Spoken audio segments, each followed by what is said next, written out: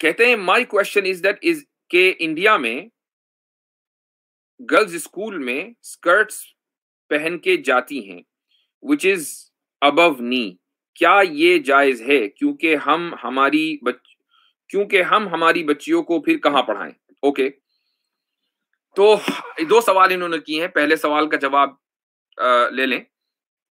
ये सोचना कि फिर हम अपनी बच्चियों को कहाँ पढ़ाएं, ये बात मुझे हजम नहीं होती, इसलिए कि हर शहर में ऐसे स्कूल्स हैं कि जहां पर बच्चियों को इस ड्रेस कोड को फॉलो करना जरूरी नहीं है। हर शहर के अंदर आपको, कस्बे में तो मिल ही जाएंगे, शहर में भी आपको मिल जाएंगे।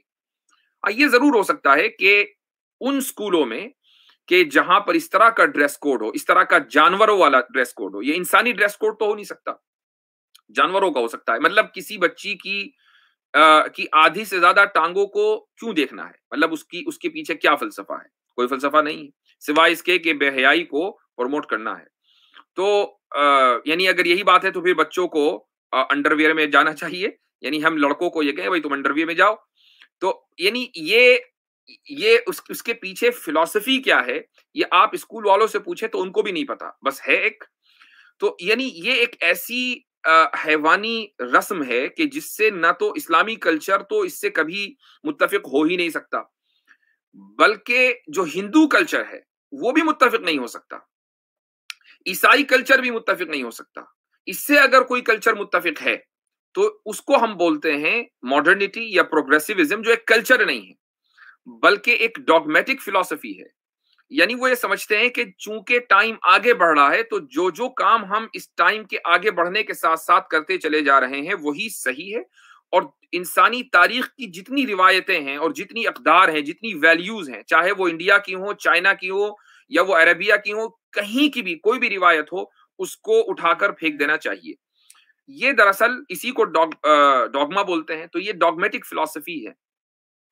इसलिए उन स्कूलों में तालीम का मेयार थोड़ा बुलंद जरूर हो सकता है, लेकिन रिवायात का या वैल्यूज का या तरबियत का जो मेयार है वो बिल्कुल जीरो है। और हमारे बच्चों को और बच्चियों को सिर्फ तालीम नहीं चाहिए बल्कि तरबियत भी चाहिए। लिहाजा अगर ऐसे स्कूलों में कि जहां तरबियत बेहतर हो लेकिन तालीम का मेयार थोड़ा कम हो, तो आप वहां अपनी बच्चियों को भेजें कि कम से कम तालीम और तरबियत दोनों साथ आ रही हैं।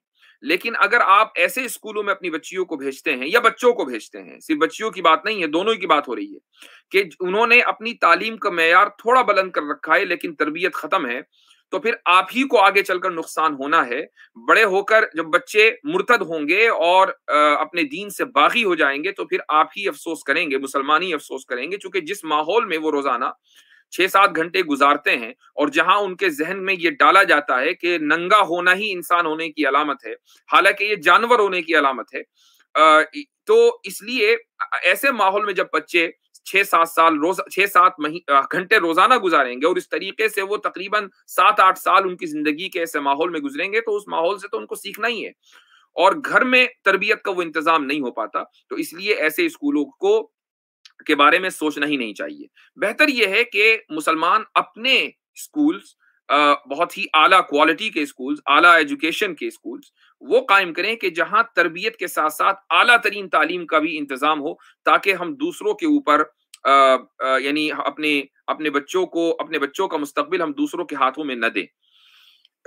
ये एक अहम मसला है और इस मसले के बारे में मुसलमानों को, उलमा को, मुफक्किरीन को, दानिश्वरों को सोचना बहुत ज़रूरी है। और ये सिर्फ इंडिया का मसला नहीं है बल्कि ये पाकिस्तान का मसला भी है, ये बांग्लादेश का मसला भी है, ये मसला पूरी दुनिया का है कि आला तालीम के नाम पर हम क्रिश्चियंस के या लिबरल्स के, अल्ट्रा लिबरल जानवरों के स्कूलों में हम अपने बच्चों को डाल देते हैं महज आला तालीम के नाम पर, जबकि ये लूटने, खसूटने और तरबियत को खत्म करने की फैक्ट्रियां हैं।